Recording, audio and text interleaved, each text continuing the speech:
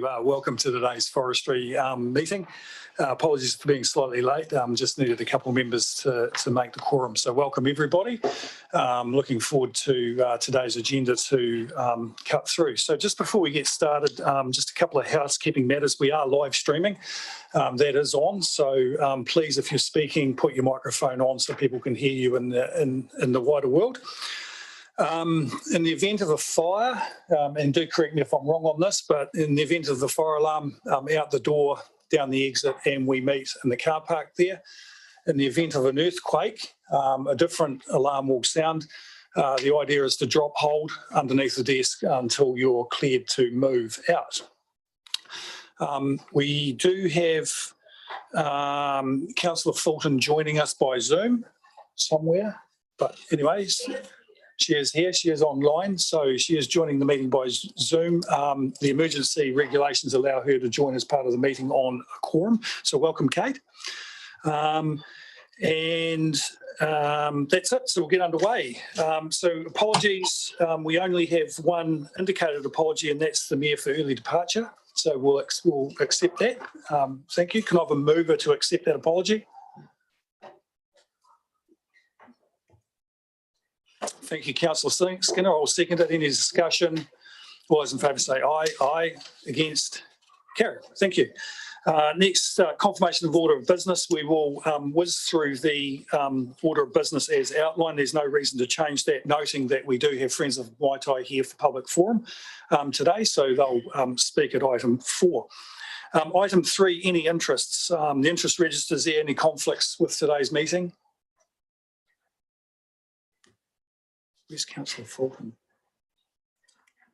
Yep. She keeps coming on. Okay, all right. I'm here. I'll put my camera on if I need to speak, and I'll raise my hand to you. Thank you. John, if that's okay. Good morning. Good afternoon. Good afternoon. Good afternoon. Good afternoon, and thank you. Yep. Yeah. You'll be on mute in the meantime. Yes, great. Yep. Thank you. Mayor Rees. Mr. Chair, just to understand, we've set up a protocol. It's quite important just in terms of quorum and attendance, that if a councillor's on Zoom, they need to have their camera on all of the time. So just for Councillor Fulton, she'll need to be have her camera on while she's there. Otherwise, it's very difficult for us and for the GAs in terms of the record keeping. Yes. Yep. Thank you. Okay. Apologies about that. I didn't know that. Excellent. Okay, thank you. So we move to item 4, public forum, and we have the Friends of the Maitai today, so I'd invite you to come forward.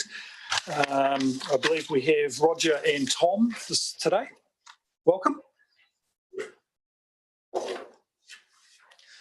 Now, 10 minutes, I believe, is the allocated time. I've asked Polly just to give you a bell at 8 minutes, so you know that you're getting close, and then one at 10. Thank you. Yeah, good afternoon, everyone. Thanks for the opportunity to speak. Before we start, I'll just give an apology for Steve Gray, who had quite a bit of input into this document but is unable to be here, and our expert witness, Roger May, answer any technical questions. There is one typo that unfortunately got missed, which I will point out now. We are actually reacting not to the Draft Forestry Activity Management Plan, the FAMP. We are actually reacting to the Forestry report of the 29th of September Forestry Subcommittee meeting. I apologise about that mistake. Hopefully that won't cause too much of an issue terms of what we're presenting. The Friends of the Maitai is today reacting to that subcommittee report in September and the forestry evaluation presented in the previous forestry subcommittee or forestry advisory group meetings. These documents are technical and complex, so we only now have a chance to provide comments. Councillors and subcommittee members know the Friends of the Maitai has a desire to see Nelson City Council manage its forest asset in a regenerative manner, meaning in a way that both gains income for the city, but also demonstrates how forestry can help restore Nelson's rivers and Tasman Bay. Prior to this meeting, we distributed a paper raising three main issues with how the Nelson City Council forestry asset is managed. They are, number one, the key criterion in the Council's Treasury Investment Policy, TIP, dictating that NCC Forestry should, quote, manage its forest estate on a sustainable basis and to maximise its net present value, or NPV, unquote. We argue that NPV is not fit for the purpose of providing an accurate picture of whether or not the asset is being sustainably managed. Number two, the recent valuation of the forestry asset saw it unrealistically jump in value 55% over the previous year. And number three, problems with the financial report presented at the last meeting of the Forestry Subcommittee. We assume that subcommittee members have had a chance to read our paper, so we will be brief with our introduction. These are not trivial issues. They go to the heart of how NCC lives up to its moniker of being a smart little city. They speak to how this asset is managed and how it is presented to the ratepayers. Right now, the financial reports are opaque and don't allow councillors or residents to fully understand the costs and profits associated with managing the plantation forestry asset.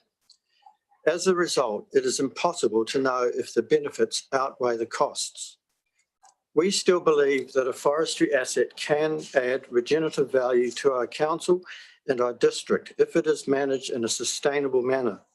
Unfortunately, right now, this is not the case. We have several recommendations, including, number one, changing section 10.2 of the TIP to read, quote, NCC should manage its forest estate on a sustainable basis, optimising long-run average annual profit while including the estimated costs of remedying environmental and social impacts. Number two, providing a detailed explanation of the methodology used to value the forestry asset, including the data obtained from the inventory process and why the previous inventory was so much lower. And finally, number three, improve financial reporting of the forestry asset to ensure columns add up where they should and to help public understanding, present annual income and expenditure separate to forest valuation movements. We are ready to answer any questions that you may have. Thank you. Okay, thank you for that, and thank you for pre-circulating the material. It was very helpful. So look, I'll just open it up if there's any questions of the Friends of the Maitai on their submission today.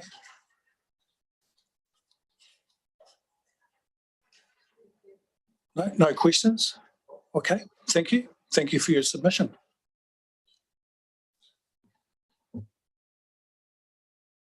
Allowed to ask questions or? No, this is a forum for you to make submissions and for us to ask some questions. So we've done that, but no, I don't believe so. Okay, thank you.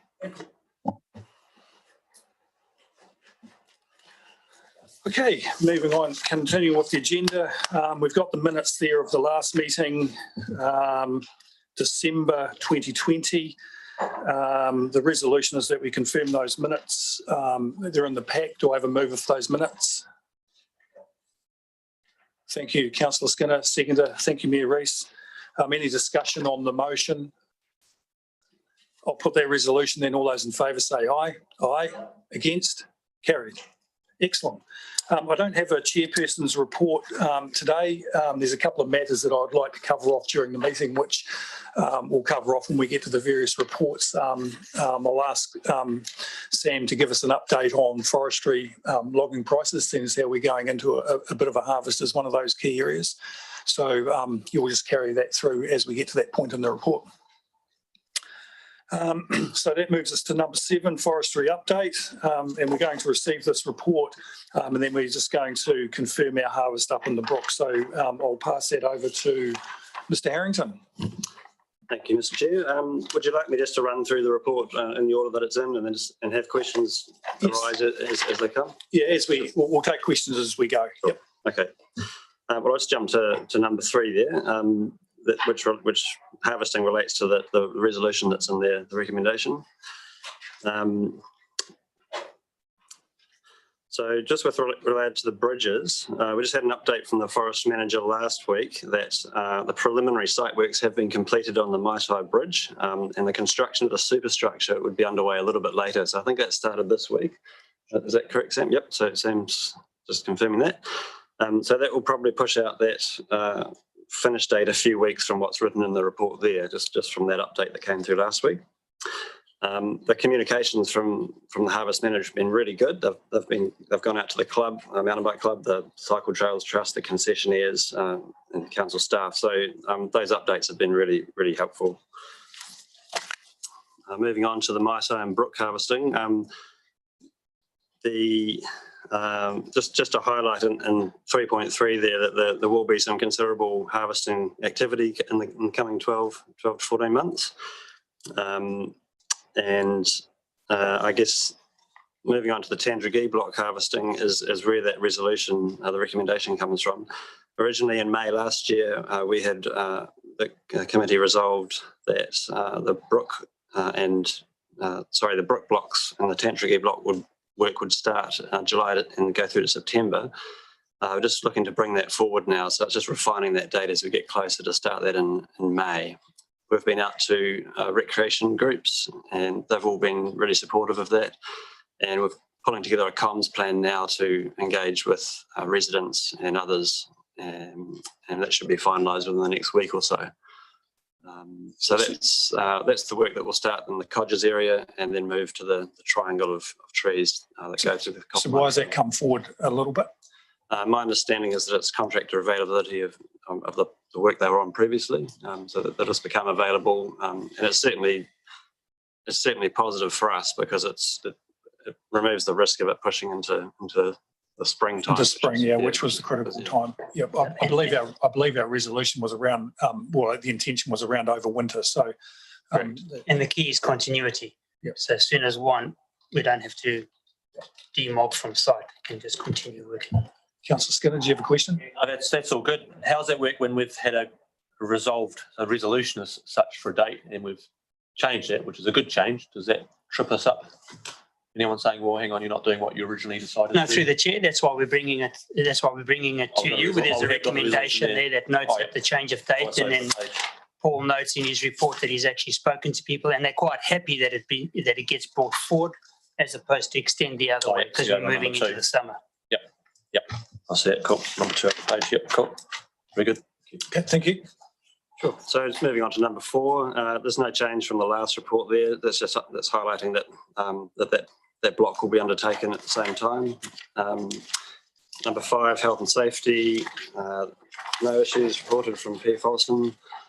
I just had a sentence in there just noting that through the thinning work that happened through Codgers and the Maitai, there was some really good communication and measures taken there just to make sure people were safe and around trails when that work was undertaken.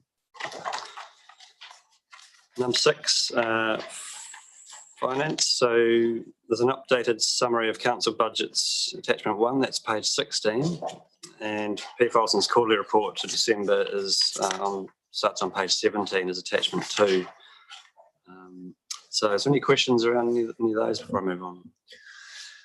Yeah, just I suppose on the forestry account, the key outcome of that is we were obviously having a planned harvest in the Maitai and the roading, which hasn't happened because it's been deferred into next year, but it's sitting in those numbers. And of course, we don't have the revenue or the cost associated with that, which is the underlying story. Yep. Okay.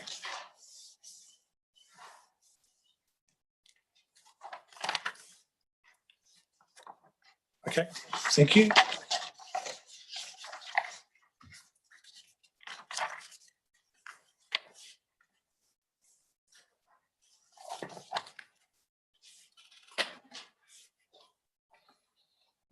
Moving on to alternative uses. Attachment on page 25 relates to Lucky Grant's report on the work that's being done on the retired blocks.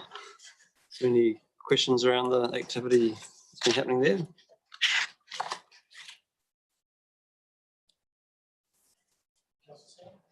Yes, so I see we've replacing those with which are indigenous and letting some natural regeneration. Is there advantages in there being exotics as rather than maybe not be for harvesting, but you know, for tree stability or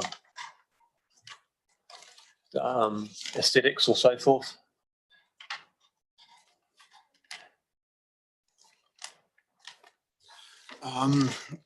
I guess it goes back to that report that was prepared after the initial report that you guys did with the Catalyst report. Yep. In terms of what each block was going to receive. Yep. And so that basically laid down the template of what each of those blocks was going to get going forward. So in terms, you know, if some of those blocks were recommended for exotics, I mean, the opportunity was there. Yeah. Yep. Okay. What is there? Sorry.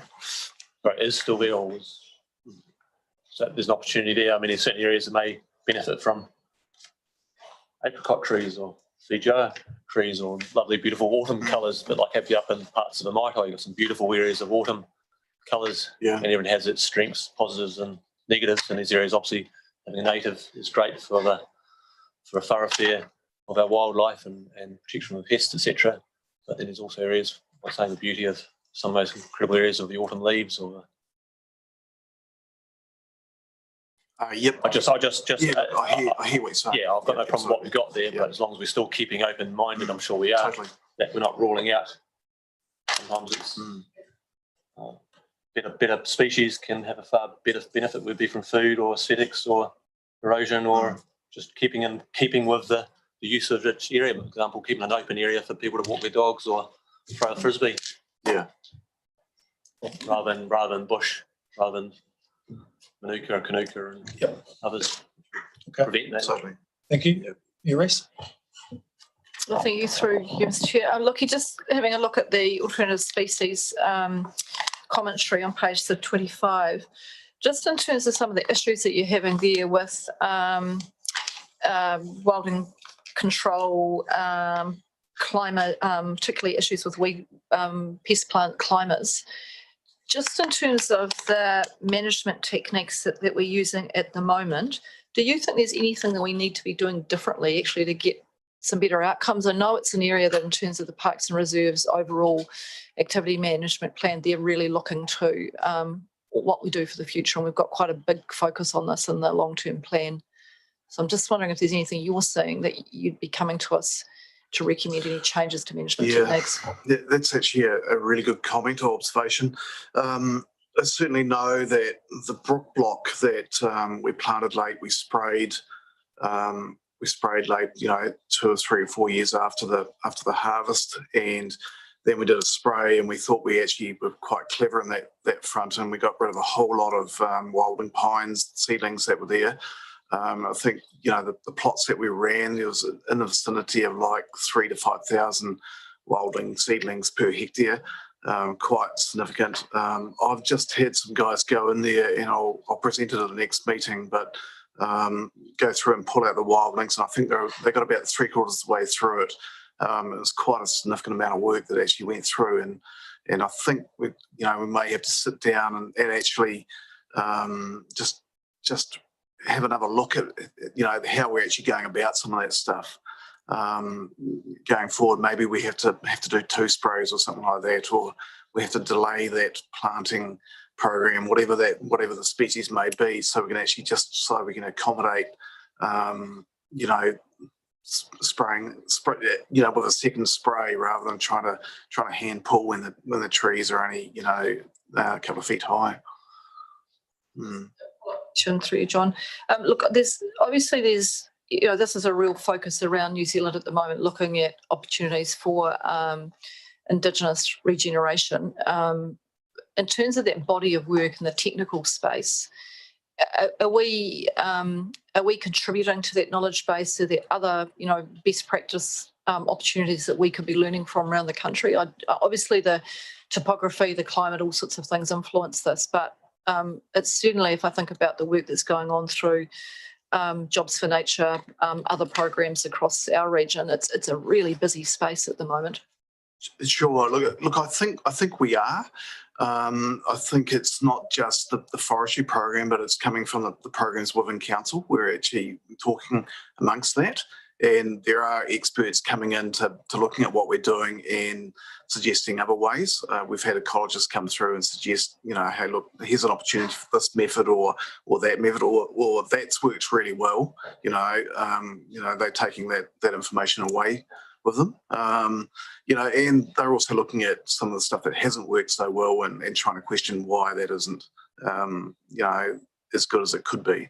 So I think it's one of those things. If you keep monitoring, you can do something about it. If we're making the wrong decisions or wrong calls on some of that management. Mr. Chair, I'll probably just signal that I think it's an opportunity for us to really think about whether we want to make some of this land available for some trials or some, innovation projects, because we've got it there. We know when it's coming up, and whether we want to just, make that offer as part of the broader opportunities for both Nelson City Council, but also through Ko Te Tanga Moti Taio, the Alliance project, just to see what we can achieve. Okay. I don't have any objection to that whatsoever. I don't know why I would, but I'm not sure how we float that through the system. I suppose it's a discussion with an intention, and Mr. Harrington's picked it up. Yep. Yeah. Okay. Brilliant. Kate, Councillor Fulton has a question. Thank you. Yes, I just had a couple of questions similar to the Mayor's, just in terms of the thinking around, and the term I think we use is regenerative agriculture, the opportunities for Kanuka or Manuka honey, that kind of thing, in terms of that regeneration and revegetation of that land. What other things could it be being used for, which might provide alternative, alternative income sources and alternative uses for the land? I think that would be worth investigating. So has that piece of work been done, or is that something which you could pick up on as well? I guess up till now, the big focus is, for regeneration stuff has been around the codgers and the brook area, where it's actually got quite a high public use, and things like bees or honey become a little bit more restrictive around that sort of environment. Certainly open to ideas and suggestions if you think we're getting the recipe wrong on some of that stuff.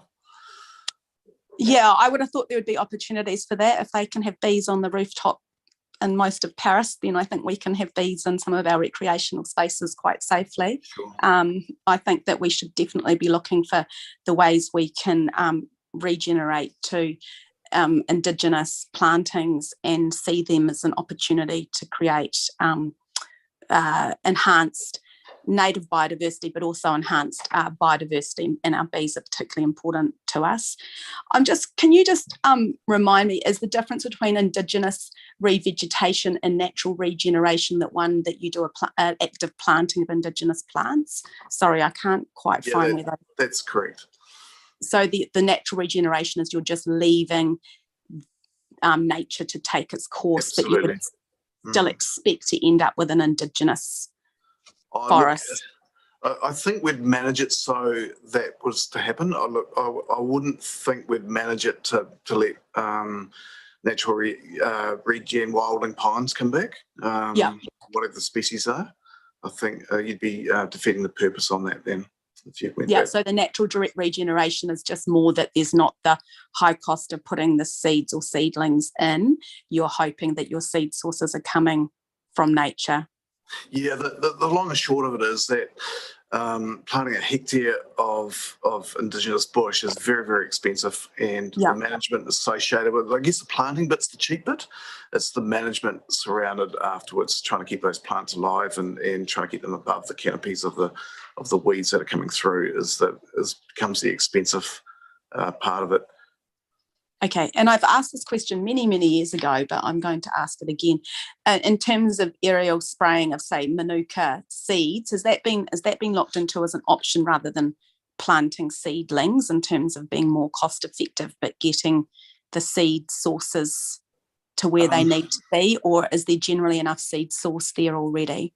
Do you know, the plots that we did in the brook next to the sanctuary indicated that there was actually quite a lot of Manuka or Karnuka seedling resident seed source there. It was just coming through. So yeah, look, I'm quite confident our sites are probably quite rich in that seed source. And generally, right next door for a lot of these sites is blocks of Indigenous bush anyway. Yeah, okay. All right. No, that's great to hear. I just wanted to double check. I thought that would be the case.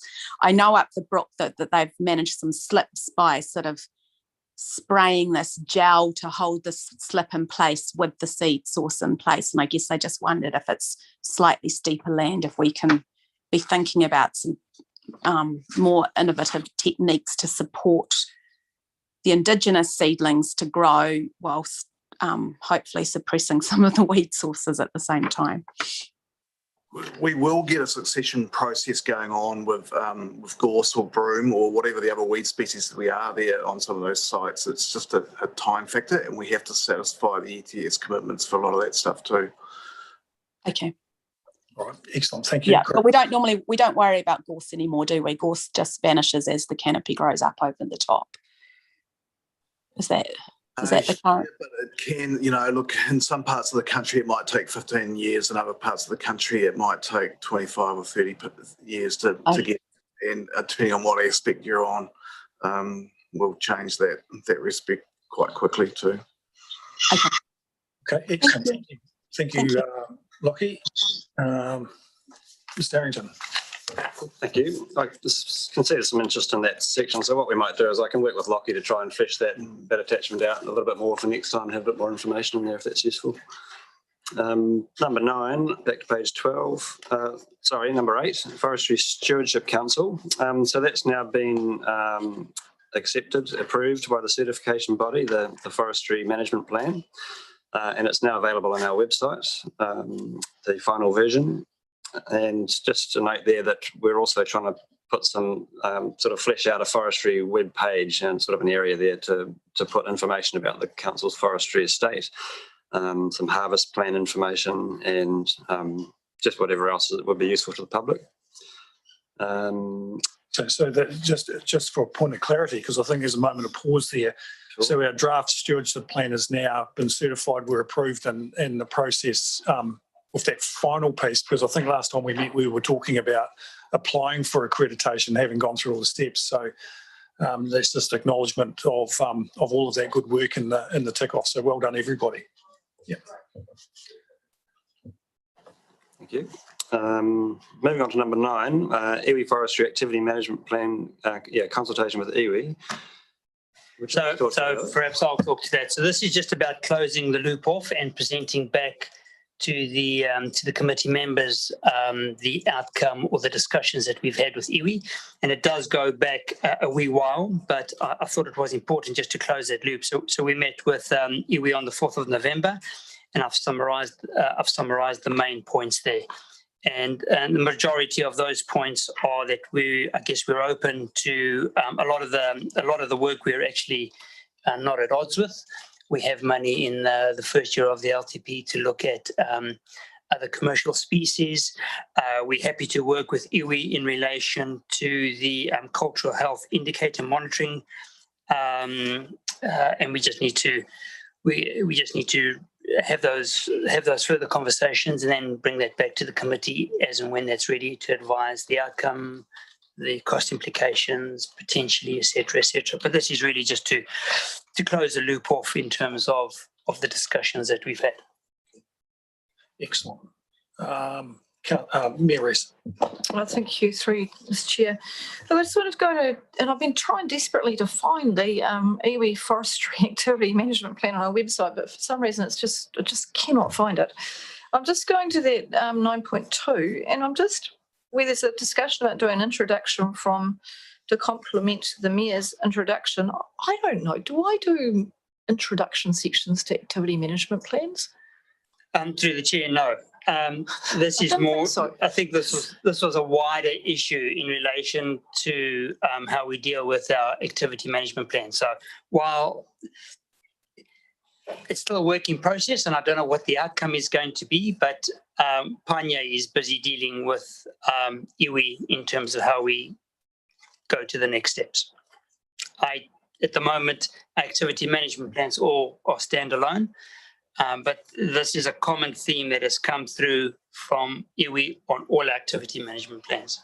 Okay, so then I still don't understand how we could be working on something to complement the Mayor's introduction, because there isn't a Mayor's introduction, as far as I know, in any of the activity management plans. That's fair call, and these are comments that I've got directly through from Panya. So okay, all right, okay, that's fine. I just thank you for the opportunity, but actually, I would have thought activity management plans weren't the space where you'd see a. So, do we need 9.3 that officers are working with the Mayor to introduce a commentary? No, I don't think it's appropriate for a Mayor to have a commentary in an activity management plan. Maybe a chair, but maybe a group manager, but not a Mayor. Not this Mayor anyway. So no, and by one goes up when they all come together, because what happens, the reason I'm speaking about this, Mr. Chair, is because sometimes I receive the activity management plans and then they have to change. So sometimes they come together and we just can't do all the things that happen to be in them, and there has to be a what's deliverable and doable discussion, and that's the sort of process we go through to build the long-term plan. So these are all your building blocks for the long-term plan.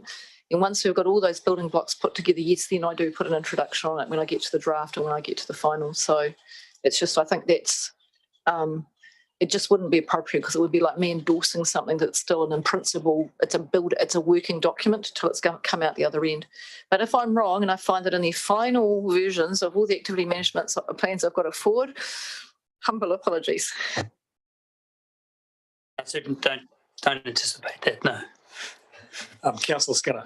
Thank you for that, and cheers for identifying in regards to the iwi's feedback. 9.6, requesting research into viability of other commercial species other than pine. How's that? What is the request there? Is that request that the industry continue, well, I assume they do extremely well anyway, or is it looking at a third party like Hawthorne to come back to Forestry ourselves as landowners on what is viable? Can we elaborate on that? So through the chair, this has been a discussion when we were developing the activity management plan, and provision following discussion was put into the budget to look at potentially for another commercial source. So the next step is for us to look at the work that PF Olsen have done in this space already. They've done quite substantial works. We'll need to catch up with Lockie and Peter, and then look and see if we need to bring in another consultant to add additional information to that, with a recommendation that I don't know what that study is going to show, but it may show an options for alternative commercial species that aren't pine, but it may have a longer return period or a whole range of other things. I don't know at this moment in time. So that's what that study is going to be looking at. The reason I raise that is, with all the best intention, us as councillors and council around the table may not be able to give we might have a great idea on what could be planted, but the reality of it is that it's not viable, or good, can have a detrimental. And a lot of good work's been done over the decades, the century, on various trees, and Pinus radiata does extremely well, and then there's other species. I'm just concerned that we setting up a failure there if we start trying to put input, or well-meaning, and we end up with, okay, well, we've just done enough damage to a bit of land, or damage to the regeneration of that area, but we're always open-minded, but I'm just concerned that how will this come about? How will this?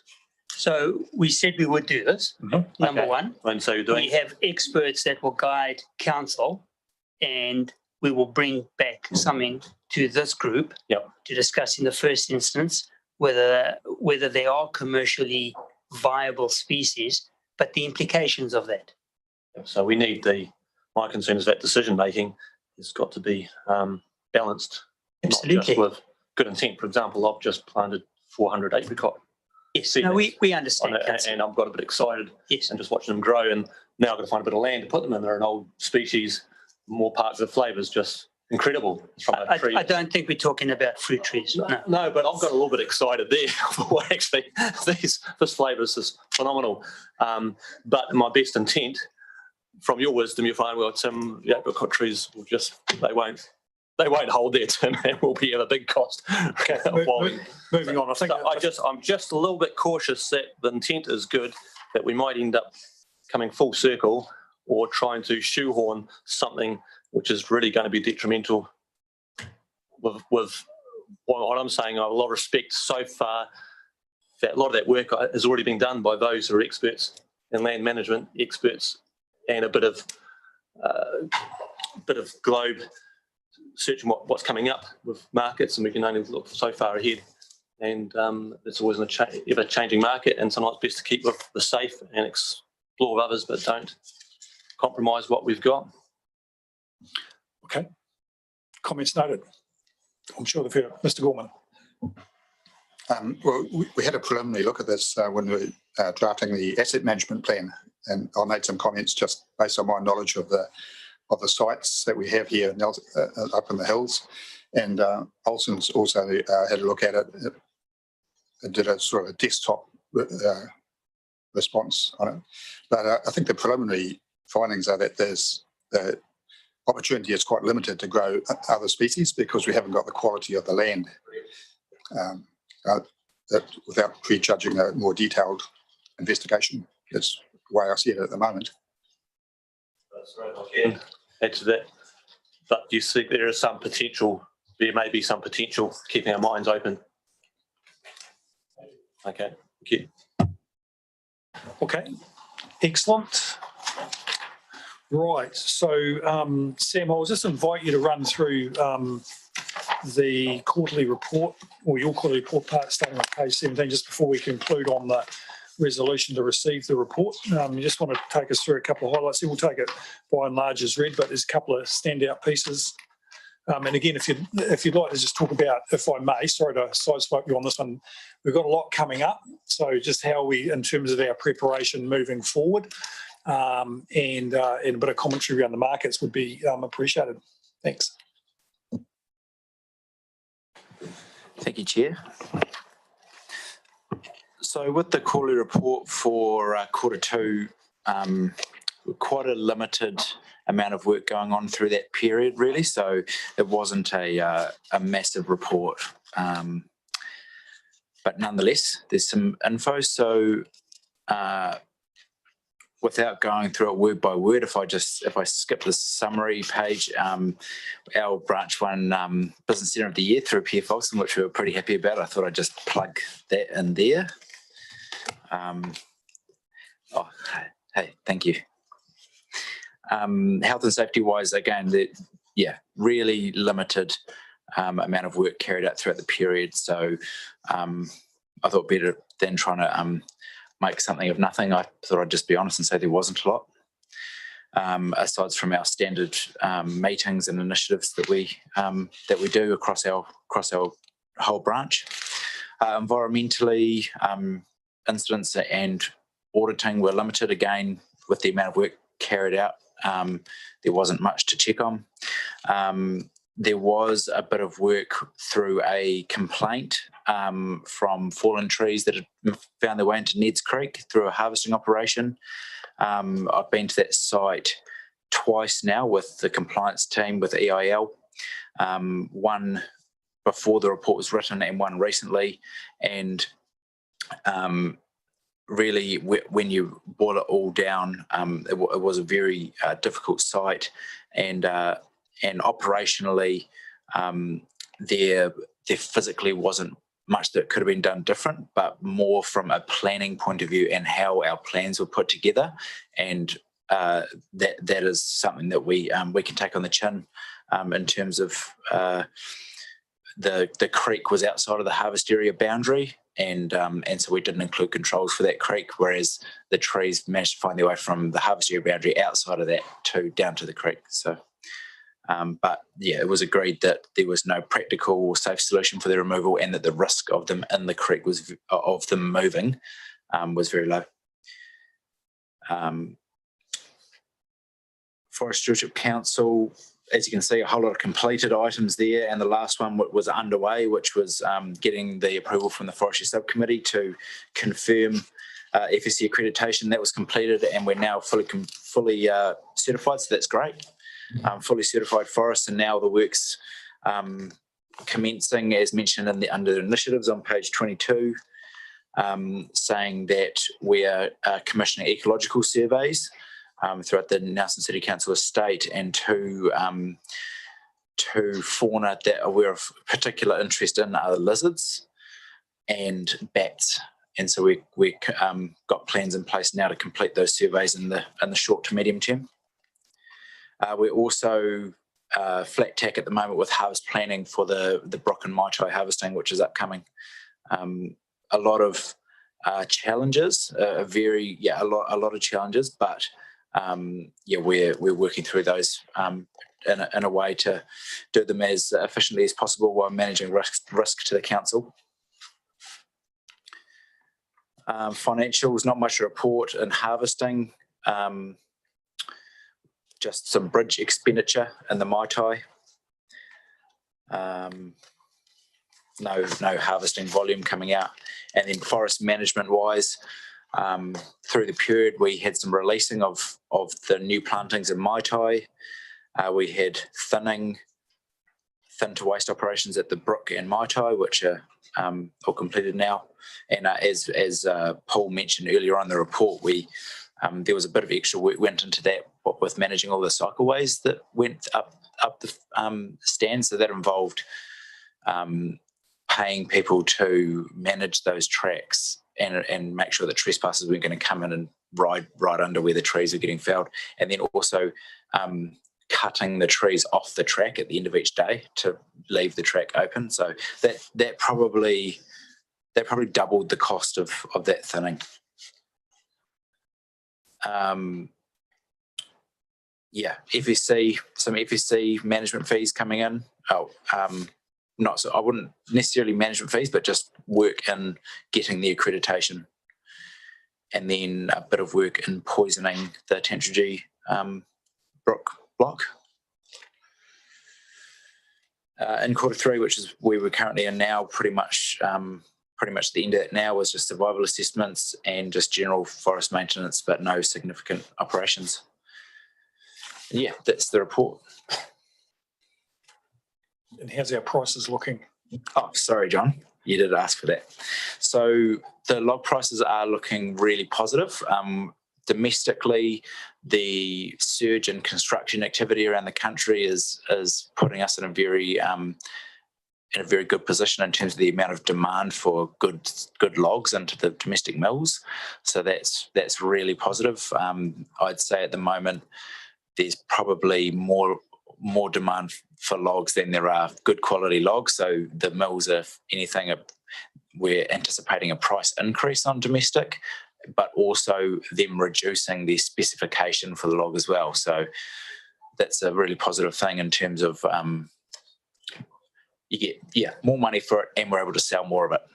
So that's great. And then also having FSC accreditation now is going to increase our demand for those. The demand from them for those logs. So that's great. Export wise, we are about $10 or $12 per tonne above the 2-year average log pricing. That is on the back of very strong demand in China. So China's gobbling up logs like there's no tomorrow. There is some potential downside with shipping, the amount of the cost of shipping freight, as you would have been hearing with other industries, shortage of ships as a result of not so much the amount of ships in the world, but the location of them, and they're less likely to be located in the southern hemisphere at the moment, and therefore they having to sail further to get to us to get the load. So that's a challenge, and we've seen a doubling of shipping costs this year. So we may see some short-term negative price movements on export as a result of that, but still no worse than going down to the average log price anyway. So we're not by no means in a log market, a low log market. Thank you, Sam. Questions, Councillor Fulton, you have a question? Yes, thank you. I have a quick question around sort of who makes a decision about whether logs remain in New Zealand or are exported, particularly through a sustainability lens, and I guess a desire to keep our logs in New Zealand and use them for locally if we can, rather than shipping them somewhere in terms of the carbon footprint of shipping. So how's that decision made? And if we wanted to retain our logs in New Zealand for local building, could that decision be made? Yeah, so easy answer to that is that the priority is given to domestic sales. It's understood that that's a desire of Nelson City Council, and that's also a desire of PF Olsen as well. So okay, I thought so. I thought that. Okay, yep, great. Yeah. So it's an easy decision actually, because generally we get more for domestic logs than export. Okay. Because they're requiring a higher specification of log. So naturally it happens at times, and right now March is an example where the export prices are actually higher than domestic. And the main reason for that is because export is priced monthly, whereas domestic's priced quarterly. And because of sharp upward movement in export over the quarter, it's overtaken domestic. But that will correct itself in April come Q2 pricing. Okay, so just to confirm, then the intention at the moment is most of the harvest will remain in New Zealand. So you would only be looking at exporting if you had a surplus. Correct, and I'd say it's been a bit of a shame in the last year or so. A big pruned mill in Blenheim has shut down. So that has caused a little bit of an oversupply in pruned logs, which are high value butt logs at the butt of the tree. But despite that, with that mill still going, I'd say to you that we would be supplying 70% domestically, but I'd say it would be more like 50 to 60 now. Okay. Thanks. Any other questions? Yeah, so I just have a quick follow-up question. So is that because the felling's all happening at the same time, you have nowhere to store them, so you need to export them rather than store and wait until they can be used locally? No, it's to do with the specification of the logs. So basically anything that is of specification is being sold domestically, and then export is just the dregs. Oh, okay, great, thank you. Got it. Unless you had said something about it, but I couldn't quite figure out which way around it was. Yeah. Okay. The only exception is at the moment with the pruned logs is we're on a bit of more of a fine balance, but with structural logs, which is 50% of the tree, those are all going domestic. Okay, thank you so much. Thank you for explaining that. Thanks. Okay, any other questions? Thank you for that, Sam. Thank you. All right, well, look, that draws us to the end of the report. We have two resolutions to consider. I just want to say congratulations on doing so well in terms of leading the team and winning that award. And thanks for the very clear report. It was really helpful and great answer. Can we record that in the minutes, please? Yes, we all agree with that. Well done, Sam and team. Yep. That's good. That's good. Happy to move what we've got. Both resolutions, Mr. Skinner, at the same time. So through the chair, We just thought a slight clarification agrees on a revised harvesting date, which just great clarity. Harvesting. Oh, yep. Yep. Those as indicated, Councillor Skinner. That even strengthens it. Cool. Yep, cool. Can I have a seconder, please? I'm happy to second. Thank you, Councillor Fulton. We will go for discussion on the motion. Anything? Mayor Rees? Oh, look, just very quickly, just echo Councillor Fulton's appreciation for the work from all of the team, actually that we're looking at over here. This is really coming together. We're seeing, the thinking that we put in place, a couple of years ago. Now we're starting to really see it moving through. Great to see that bridge finally getting to the superstructure underway. It's been a long wait for that bridge. We're very pleased to hear that. Look, I just want to comment on,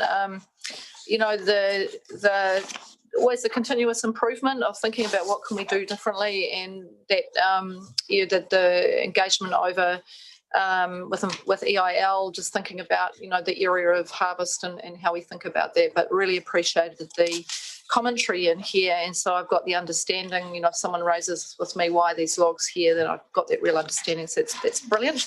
Great to have our FSC process accreditation done. That's just brilliant, and really fantastic to see the Pierre Folkson branch Nelson team recognised by your peers, and really well deserved. So please pass our collective congratulations back, Sam, to your team. Thank you.